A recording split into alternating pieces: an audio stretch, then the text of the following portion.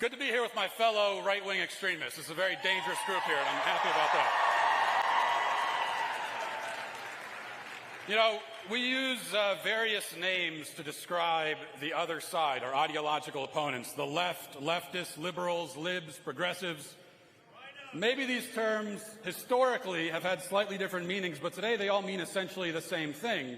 And out of this buffet of options, I prefer progressive.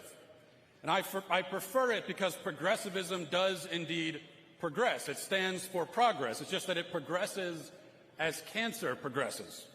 It is not a progression towards something better or more whole or more functional, but rather it progresses like the progression of a malignant tumor.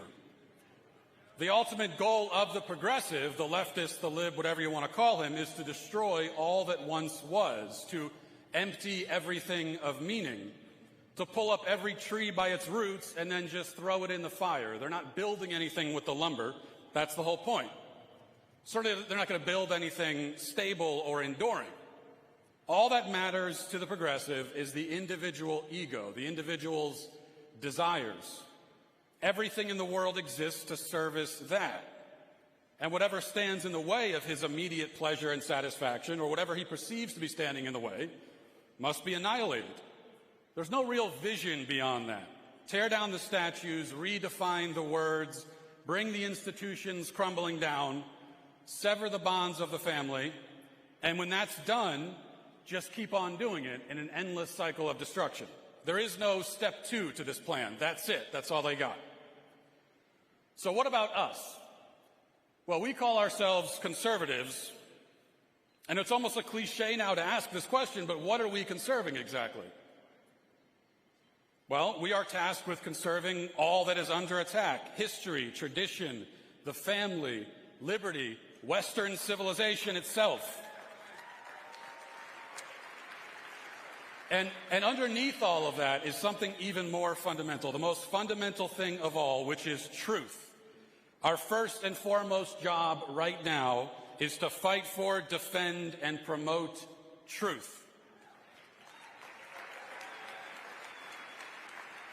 Because truth itself is under attack in a way that we have never seen before in the history of the human race. There is a war being waged on reality, and that is where we must be primarily engaged. We are arguing not just for propositions that happen to be true, but for truth as a concept, for the very existence of truth. That's what we're arguing for. Because the people on the other side, they not only promote untrue ideas and make untrue claims about the world, but they also deny that anything such as truth exists to begin with. We all get our own truth, they say. This is my truth. That's your truth. And so every objective truth claim is false automatically, according to them, except the claim that there is no truth. That somehow is still true. Now, this is an important point for a lot of reasons, yet it's something that we tend to lose sight of. So just one very recent example to illustrate my point. A few days ago, you may have heard about the great calamity, the great tragedy that struck, the unimaginable horror. It was like January 6th and 9/11 rolled into one times 5. If you didn't hear about it, a few liberals in the media got suspended on Twitter. Now, how dare you applaud that, you monsters? Now, they were suspended not just because they're annoying, which is why I would have suspended them. They're suspended because they broke the rules against doxing. Yet these left-wing journalists had never been in a situation where the rules actually applied to them. And so this was a great shock. They said, wait a second, the rules apply to us now too?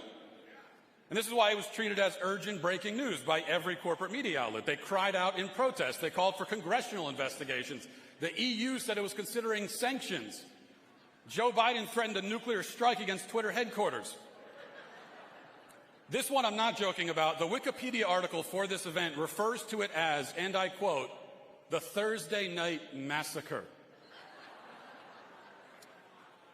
Now, of course, conservatives have been getting massacred by big tech for years and years, and all of these same leftists applauded. But now, on one platform at least, they are suddenly subject to the rules, and to them it's a genocidal travesty. Now, the media claimed that this was a violation of the principles of free speech. They had just, in that very moment, decided that they cared about free speech, and now they're in a position to lecture us about it somehow. They said that we conservatives were obligated to defend them and their free speech rights, if we indeed care as much about free expression as we claim to. Now, of course, this was not really a violation of free speech. It was just a social media platform enforcing its rules consistently for a change.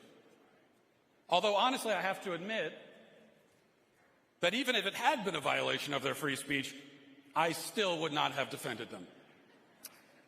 And I'll tell you why. I'll tell you why. Because it's good for people to get a dose of their own medicine for a change. It is good.